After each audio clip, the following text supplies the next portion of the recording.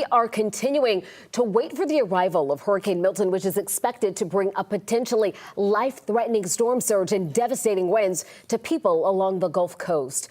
We're taking now to a live look over the skyline of Tampa, Florida, and Hillsborough Bay. This is now being seen as the potential bullseye for Milton's landfall. So let's start off here at 4 by going over to our chief meteorologist, Chris Holcomb, in for Melissa today with our 11 Alive weather impact forecast. And we're watching this storm very closely. You know, it weakened a little bit today with winds coming down back to a Cat 4. It is still a Category 4 now, but a high-end Category 4 with max winds at 155 miles an hour. If it went up to 156, that would be back to a Cat 5. We're waiting for the 5 o'clock advisory that'll be coming in within the hour here. It could get back up to a Category 5. And what happened is it weakened a little bit because it was going through an eye wall replacement cycle. And sometimes you see these variations in those wind speeds and the strengths. But you can see here the storm just north of the Yucatan Peninsula, very well-defined eye that you can see right here. And it's continuing to move up toward the north and also to the east. So here is the track that we have right now showing that east-northeast movement at about 8 miles an hour, Category 4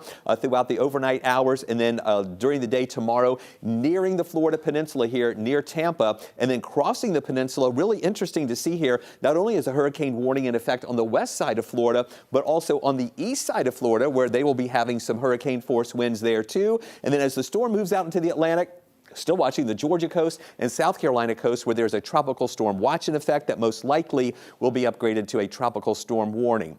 We do have those impacts that look like they are going to be worse, though, in the Tampa area. Let's go there live right now. Angelina Salcido is joining us there. And Angelina, this is not only a wind event, but the water and storm surge is going to be a major issue. And Chris, that's why it's so concerning for people here in Tampa. Now, we are down here in Tampa helping our team, WTSP, kind of supplement their team as they are still trying to recover from the impacts of Hurricane Helene and now having to deal with Hurricane Milton. And I will tell you that a lot of people just say, for some reason, this hurricane just feels different. There are people that have lived here for about 40 years or so. They have never evacuated, and this time around, they're choosing to do so. Now, right now, we're in evacuation zone A in Hillsborough County. We are right along the Hillsborough River. And if you take a look down here, you're going to see Tampa General Hospital. That is the main hospital here in Tampa.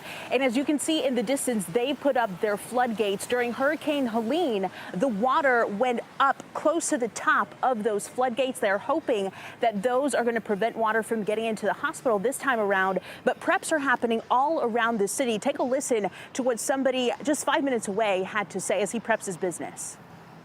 It's just all piled up on the street. It's crazy. And yeah, he walked over and showed me his house and then a water line like up to here. But now if they're suspecting like 10 to 12 foot storm surge, they say, I'm like, that's a little terrifying. But not for us personally, just the business. Like I said, we're inland. I think we're fine. But, you know, also you never know. They're adjusting the track. It might come right through Tampa Bay. It might go south. It might go north. So I don't know. I'm just going to do this better safe than sorry.